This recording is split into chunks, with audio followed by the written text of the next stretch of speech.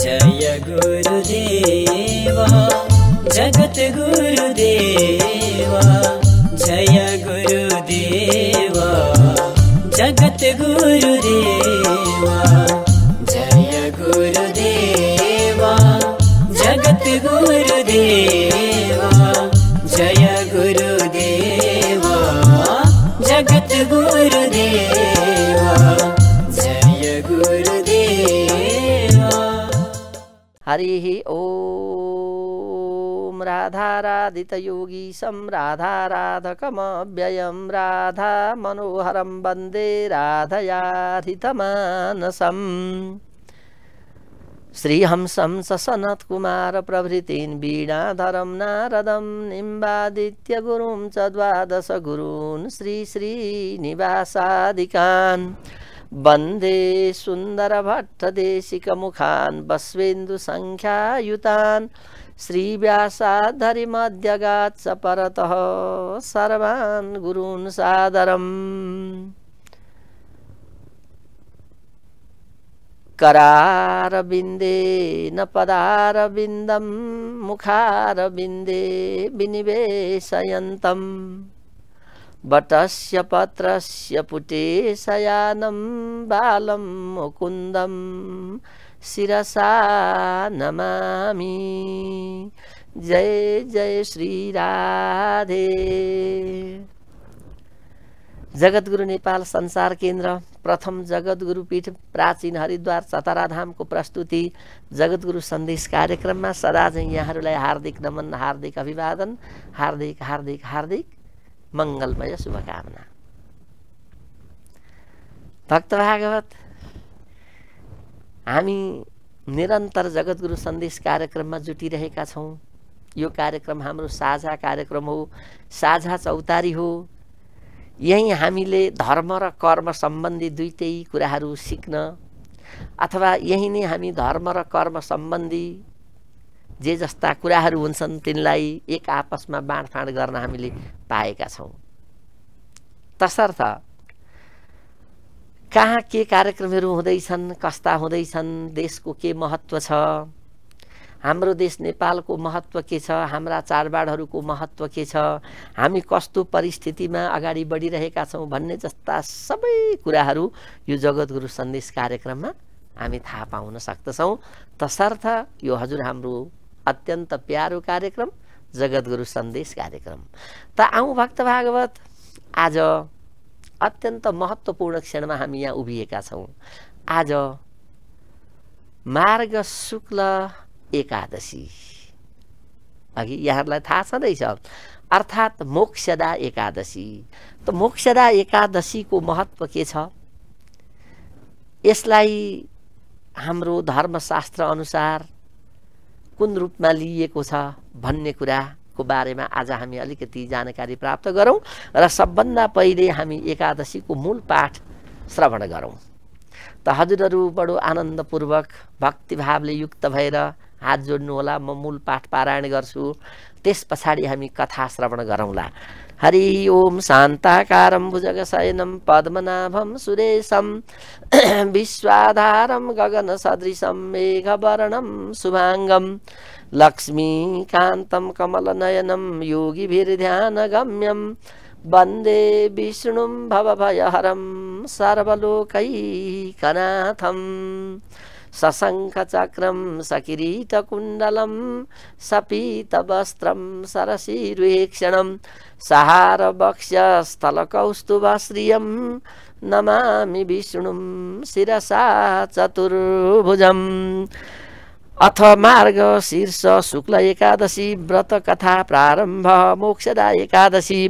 युधिष्ठिर उवाच वन्दे विष्णुं प्रभुं साक्षात् लोकत्रय सुखप्रदं विश्वेशं विश्वकर्तारं पुराणं पुरुषोत्तमं पृच्छामि देवदेवेश संशयोऽस्ति महान् मम लोकानां तु हितार्थाय पापानां हि शमाय च। मार्गशीर्षे शीते पक्षे किन्नामैकादशी भवेत् कीदृशश्च विधिस्तस्या को देवस्तत्र पूज्यते एतदा चक्षुमे स्वामिन् विस्तरेण यथा तथं श्रीकृष्ण उवाच सम्यक् पृष्टं त्वया राजन् साधु ते विपुलं यश कथयिष्यामि राजेन्द्र हरिवासरमुत्तमम्। उत्पन्ना शासिते पक्षे द्वादशी मम वल्लभा मार्गशीर्षे समुत्पन्ना मम देहान्नराधिप मुरासुरवधार्थाय प्रख्याता मम वल्लभा कथिता सा मया चैव त्वदग्रे राजसत्तम पूर्वमेकादशी राजन् त्रैलोक्यै सचराचरे मार्गशीर्षे शीते पक्षे चोत्पत्तिरिति नामतः अतः तव प्रवक्ष्यामि मार्गशीर्षसितां तथा मोक्ष्यानां नाति विख्यातां सर्वपापहरां परां देवं दामोदरं तस्यां पूजयेत् च प्रयत्नतः तुलस्या मञ्जरी विश्वधूपदीपैर्मनोरमैः श्रीणराजेन्द्र वक्ष्यामि कथां पौराणिकीं शुभां यस्या श्रवणमात्रेण वाजपेयफलं लभेत् अधोगतिं गता ये वै पितृमातृसुतादय अस्या पुण्यप्रवाणेन स्वर्गं यान्ति न संशयः एतस्मात् कारणात् राजन् महिमानं शृणुष्व तं चम्पके नगरे रम्ये वैष्णवैस्तु विभूषिते वैखानस्येति राजर्षि पुत्रवत् पालयन् प्रजाः द्विजाश्च न्यवसंस्तत्र चतुर्वेदपरायणाः एवं स राज्यं कुर्वाणो रात्रौ तु स्वप्नमध्यतः ददर्श जनकं स्वं तु अधो योनिगतं नृप एवं दृष्ट्वा तु तं तत्र विस्मयोत्फुल्ललोचनः कथयामास वृत्तान्तं द्विजाग्रे स्वप्नसम्भवं राजोवाच मया तु स्वपिता दृष्टो नरके पतितो द्विजा तारयस्वेति मां तात अधो योनिगतं सुध इति ब्रुवाण स तदा मया दृष्ट्वा पिता स्वयं तदा प्रवृत्तिवो विप्रा नाम सर्वलभाम्यहो एतद्राज्यं मम महद्दशय्यमसुखं तथा अश्वा गजा रथाश्चैव न मे रोचन्ति सर्वथा न कोशोऽपि सुखायति न किञ्चित् सुखदं मम न दारा न सुता मह्यं रोचन्ते द्विजसत्तमा किं करोमि क्व गच्छामि शरीरं मे तु दह्यते दानं व्रतं तपोयोगो येनैव मम पूर्वजाः मोक्षमायान्ति विप्रेन्द्रास्तदेव कथयन्तु मे किं तेन जीविता लोके सुपुत्रेण बलीयसा पिता तु यस्य नरके तस्य जन्म निरर्थकं ब्राह्मणा ऊचुः पर्वतस्य मुनेरत्र आश्रमो निकटे नृप गम्यतां राजशार्दूलं भूतं भव्यं विजानतः तेषां सुप्ता ततो वाक्यं वैष्णवो राजसत्तमः जगाम तत्र यत्रासौ आश्रमे पर्वतो मुनि ब्राह्मणैर्वेष्टितः शान्ते प्रजाभिश्च समन्ततः आश्रमो विपुलस्तस्य मुनिभिः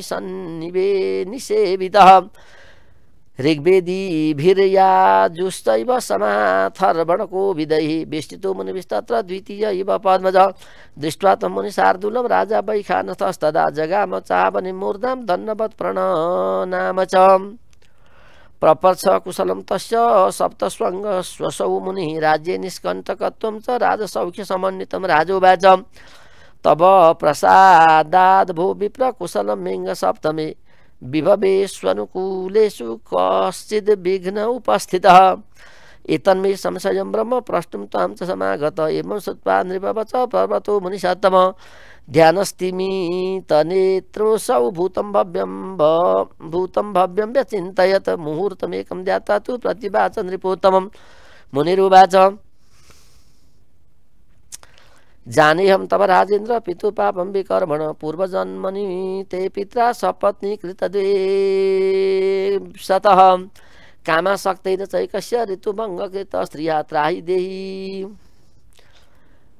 ती जलपत्न्या अन्यास्तास्य नराधिपः तेन वै तत्र पित्रा तु न दत्तो ऋतुराग्रहात् कर्मणा तेन सततं नरके पतितोऽयम् राजोवाच केन व्रतेन दानेन मोक्षस्तस्य भवेन् मुने निरयात् पाप संयुक्तान् निरयात् पाप संयुक्तान् तन्ममा चक्ष पृच्छत मुनिरुवाच मार्गशीर्षे शीते पक्षे मोक्ष्यानां निहरे स्थितिः सर्वैस्तु तद्व्रतं कृत्वा पित्रे पुण्यं प्रदीयताम् तस्याः पुण्यप्रभावेण मोक्षस्तस्य भविष्यति मुनिर्वाक्यं ततः श्रुत्वा नृपः स्वगृहमागतः आग्रहायणिकी सुक्ता प्राप्ता भरतसत्तमा अन्तःपुरतरे सर्वै पुत्रदारैस्तदा नृप व्रतं कृत्वा विधानेन पुण्यं दत्त्वा नृपाय तस्मिन् दत्ते तदा पुण्ये पुष्पवृष्टिरबुद्धिवः वैखानस पिता तेन गता स्वर्गं स्तुतो गणैः राजानमन्तरिक्षात् शुद्धां गिरमवासद स्वस्त्यस्तेस्तु पुत्र सदेत्युक्त्वा स त्रिविधं गतः एवं य कुरुते राजन् मोक्षदयिकादशीमिमां तस्य पापक्षयं याति मृतो मोक्षमवाप्नुयात् नातः परतरा काचिन् मोक्षदा विमला शुभा पुण्यसंख्यां तु तेषां वै न जानेऽहं तु ययि कृता चिन्तामणि समाह्यस्य स्वर्गमोक्षप्रदायिनी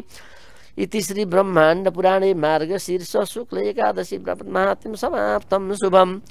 श्रीकृष्ण गोविन्द हरे मुरारे हे नाथ नारायण वासुदेव अनंत वैकुंठ मुकुंद कृष्ण गोविंद दामोदर माधवेति। जय जय श्री राधे।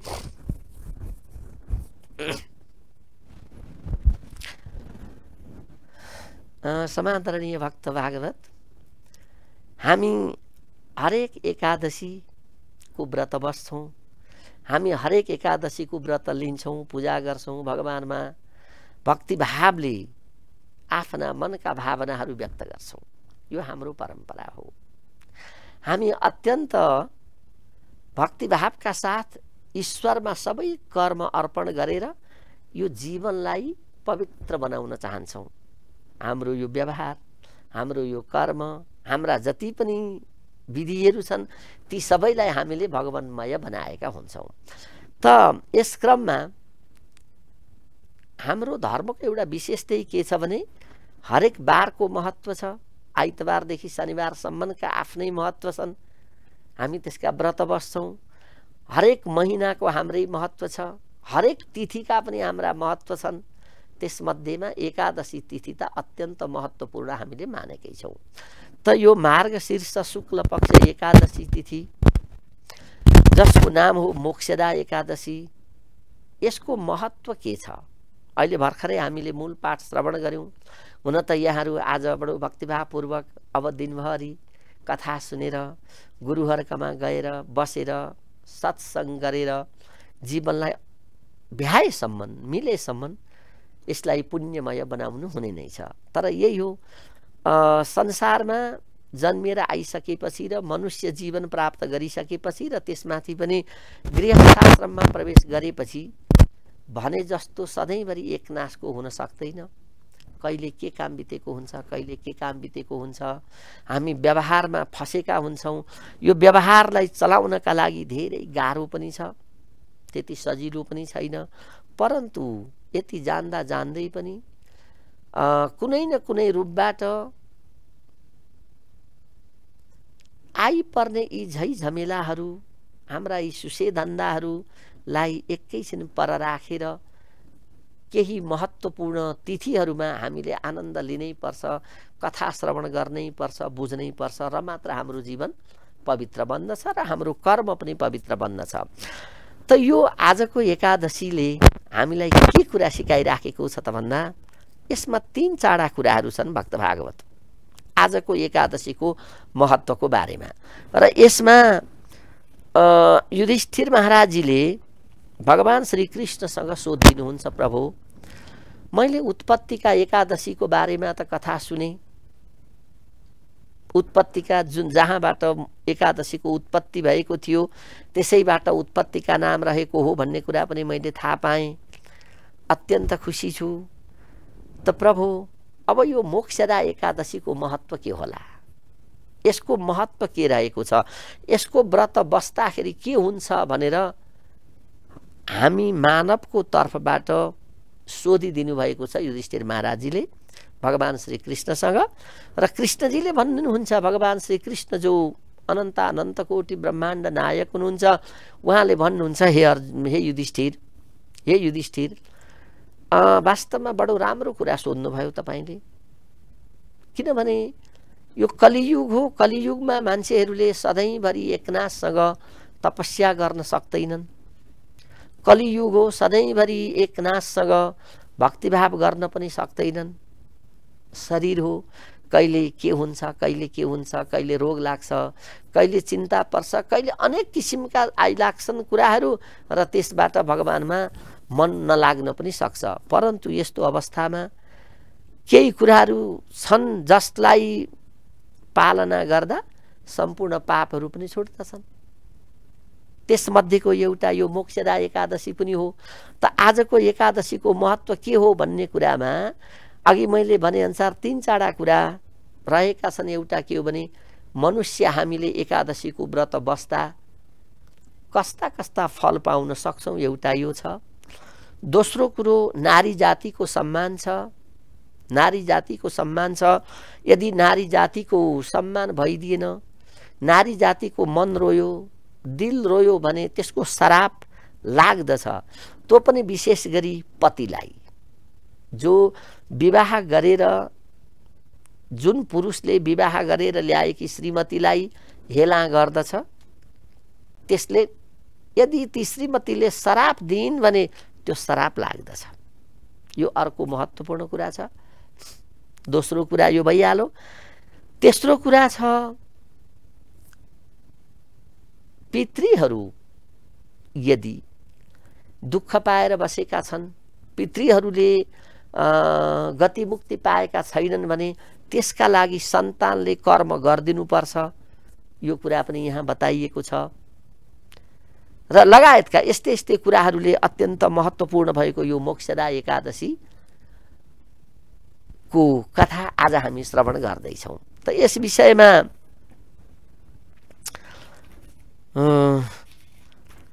यसरी भन्दै जाँदाखेरि हे प्रभु, यो एकादशीको महत्त्व के थियो त, कुन किसिमबाट चाहिँ यसको महत्त्व रहेको छ त भन्ने कुरामा एउटा चम्पक नाम गरेको सहरमा बैखानस नाम गरेका राजा थिए। बैखानस नाम गरेका राजा थिए। उनले आफ्ना प्रजाहरूलाई अत्यन्त राम्रोसँग पालन पोषण गरेका थिए। भनेको प्रजाहरूको अत्यन्त राम्रोसँग हेरविचार गरेका थिए। राज्यमा कुनै किसिमको दुःख थिएन, अभाव थिएन, कष्ट थिएन। त्यो राज्य नै सुखी राज्य हो जहाँ राजा र प्रजामा आनन्द हुन्छ। राजा र प्रजामा कुनै किसिमको मनमुटाव हुँदैन, एकले अर्कालाई सम्मान गर्दछन्। त्यो राज्य नै वास्तवमा सुखी राज्य हो। त्यसैले त्यहाँ त्यस्तै थियो। राजाले पनि प्रजालाई अत्यन्त मायाका साथ हेरविचार गरेका थिए। प्रजाहरूले पनि राजालाई खुब राम्रोसँग सम्मान गर्दथे। त यही क्रममा एक दिन उनी सुतेका थिए। ती बैखानस नाम गरेका राजा सपनामा उनलाई यस्तो देखा पर्यो, यस्तो सपना देखे कि त्यो देखे उनी छक्क परे। सपनामा उनका पिताले के भने बाबु छोरा, म त बडो दुःख पाएर बसेको छु, मेरो गतिमुक्ति भएको छैन। त्यसैले तिमीले केही उपाय गर भनेर भनिसकेपछि उनी बिउजिए। राजा बिउजिसकेपछि उनलाई बडा पिर पर्यो। अब के गर्ने होला, कसो गर्ने होला, मेरा पितृहरूले गतिमुक्ति पाएका रहेनछन् भन्ने लाग्यो। त्यहाँबाट भोलिपल्ट उनीहरूले चाहिँ सबै अब राजकाजमा आफ्ना गुरुहरू धेरै हुनुहुन्थ्यो, उहाँहरूलाई सोध्नुभयो। मैले आज यस्तो सपना देखेँ, के गरौँ भन्ने कुरा भयो। भइसकेपछि अनि सबैले भने लौ अब यसको त केही उपाय त गर्नै पर्ला। अब हामी जान्ने मान्छेको शरणमा जाउँ, किनभने कुनै समस्या पर्यो भने विज्ञकामा जानुपर्छ, जान्ने बुझ्ने व्यक्तिकामा जानुपर्छ, सल्लाह लिनुपर्छ, समाधान अवश्य निस्कन्छ। त यसरी हामी जाने क्रममा हजुरले यो देख्नुभयो भने केही न केही लक्षण देखा परेकै हो। हजुरका पितृहरूको गतिमुक्ति भएको रहेनछ, पिताजीको पनि गतिमुक्ति भएको रहेनछ भने अब यसका लागि हामीले केही त उपाय गर्नुपर्छ भन्ने विचार गरिसकेपछि त्यो नगर, त्यो राज्यको एक छेउमा एकजना ठुला तपस्वी ऋषि बस्नु हुँदो रहेछ। ल त्यहाँ जाउँ र ऋषिलाई सोधौँ। ती ऋषि भनेको कस्ता थिए भनेदेखि भूत भविष्य र वर्तमान तिनै कालका कुराहरू जान्ने ऋषि हुनुहुन्थ्यो। त्यहाँ जाउँ भनेर अनिखेर सबैजना गए। गइसकेपछि बडो नम्र भएर ऋषिलाई सोधे, प्रभु आज मैले यस्तो यस्तो सपना देखेँ, यसको कारण के होला, अब मैले मेरा पितृहरूको गतिमुक्तिका लागि के गर्न सक्छु, के गर्दाखेरि मेरा पितृहरूको गतिमुक्ति हुन्छ होला भनेर सोधिसकेपछि अनि ऋषिले भनिदिनु भयो, एकछिन पर्खनुहोस्, म के रहेछ कुरो म विचार गर्छु अनि उपाय म बताइदिउँला भनेर एकछिन विचार गरेर ध्यान दृष्टिले विचार गरेर हेरिसकेपछि ऋषिलाई थाहा भयो अनि उहाँले बताइदिनु भयो, हे बैखानस राजा, हजुरका पिताजीको एउटा दोष रहेछ। पिताजीका दुईटी श्रीमती हुनुहुँदो रहेछ। दुईटी श्रीमतीमा एउटी श्रीमतीलाई चाहिँ असाध्यै प्यारो गर्नुभयो, एउटी श्रीमतीलाई चाहिँ हेला गर्नुभयो। हेला गर्नुभयो, श्रीमतीलाई गर्नुपर्ने जे व्यवहार थियो त्यो गर्नु भएन। त्यसैले गर्दा उनको चित्त दुख्यो। चित्त दुखेपछि उनले श्राप दिइन्, मलाई यस्तो रुवाउनेलाई कहिल्यै भलो नहोस्, कल्याण नहोस्, म विवाहिता पत्नीलाई यस्तो किसिमको दुःख किन दिएको होला भनेर उहाँको मन जुन रोएको थियो त्यसैको कारणले उहाँको गति मुक्ति भएन छ। अब तपाईले के गर्नु पर्यो भने यही मार्ग शीर्ष शुक्ल पक्षको मोक्षदा एकादशीको व्रत बस्नुहोस् र त्यो व्रतको फल विधि विधान पूर्वक पिताजीलाई अर्पण गरिदिनुहोस्। व्रत आफू बस्नुहोस् र त्यसको पुण्य पिताजीलाई अर्पण गरिदिनुहोस्। त्यसको प्रभावले तपाईका पिताजीको गति मुक्ति हुन्छ भनेर उहाँले बताइदिइसकेपछि राजा फर्किनु भयो। नभन्दै मार्ग शीर्ष शुक्ल पक्ष अथवा यही आजको एकादशी आयो। राजाले बडो भक्तिभावपूर्वक व्रत बस्नुभयो।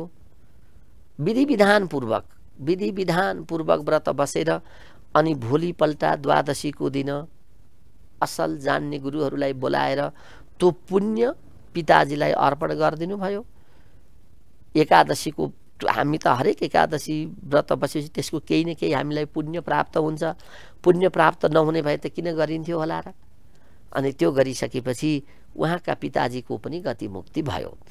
त भक्त भागवत हामी पनि यसै गरी एकादशीको व्रत बसौँ, उपवास बसौँ, गुरुहरूको सङ्गतमा जाउँ, केही न केही ज्ञान गुणका कुराहरू सिकौँ र यस्तै सिकाउनका लागि नै हाम्रो जगतगुरु सन्देश कार्यक्रम यहाँहरूका सामु प्रस्तुत भइराखेको छ।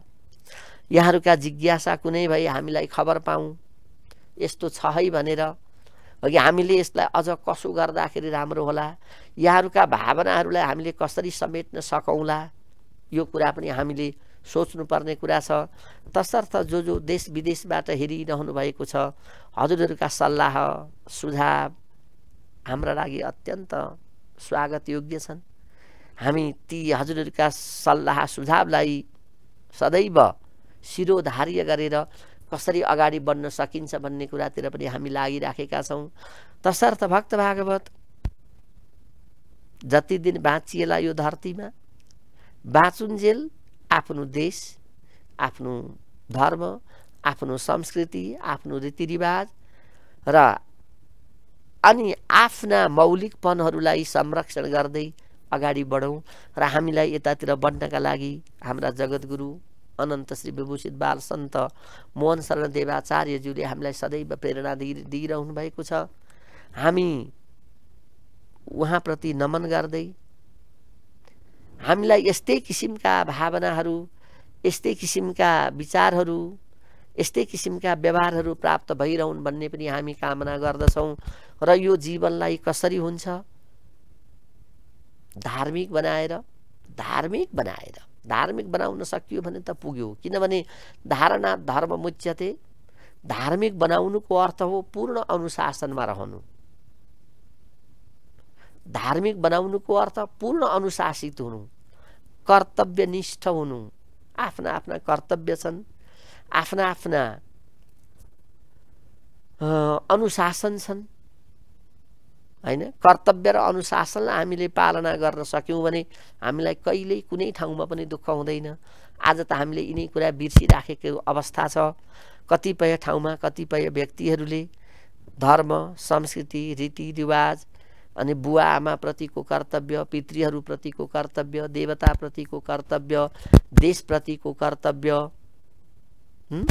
अघि नै हामीले भन्यौँ पत्नीको पतिप्रतिको कर्तव्य र पतिको पत्नीप्रतिको कर्तव्य, सन्तानको बाबुआमाप्रतिको कर्तव्य र बाबुआमाको सन्तानप्रतिको कर्तव्य, यिनै हुन् हाम्रा धर्म। त्यसैले भनिएको छ धारणा धर्म मुच्यते। जे हामी व्यवहारमा अथवा हामी सधैँभरि गरिराखेका हुन्छौँ, जुन व्यवहारलाई हामीले सधैँभरि आफूले अँगालिराखेका हुन्छौँ त्यो नै सबभन्दा महत्त्वपूर्ण कुरा हो। हामीले यही कुरालाई बुझ्नु पर्दछ र आजको एकादशीले पनि हामीलाई यही कुरा सिकाइदिएको छ। त भक्त भागवत यिनै भावनाका साथ आजको समयले पनि हामीलाई अब लगभग बिदा दिइसकेको हुँदा भोलि फेरि यसै गरी अवश्य भेट हुने नै बाचा गर्दै अहिलेलाई भने हरि ओम तत्सत्। ओम असतोमा सद्गमय तमसोमा ज्योतिर्गमय मृत्योर्मा अमृतं गमय। ओम शान्ति शान्ति शान्ति। हिन्दू राष्ट्र नेपालका धरती पुत्र हामी,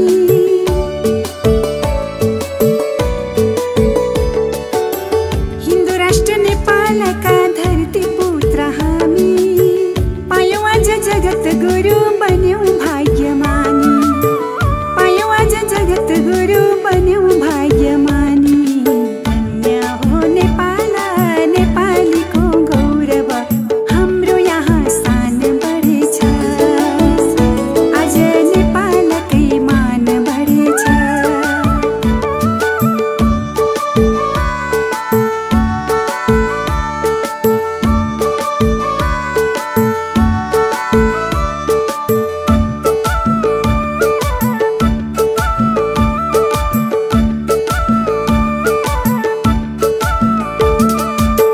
छातीभित्र देवा भूमि नेपालको तीर्थ,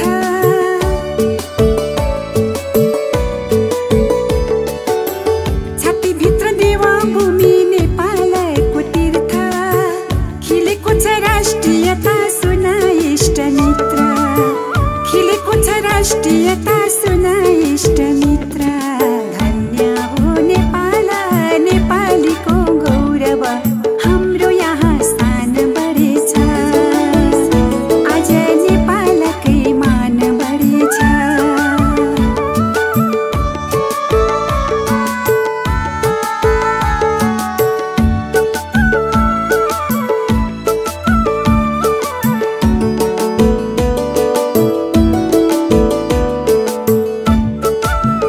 जय गुरुदेवा जगत गुरुदेवा, जय गुरुदेवा जगत गुरुदेवा, जय गुरुदेवा जगत गुरुदेवा।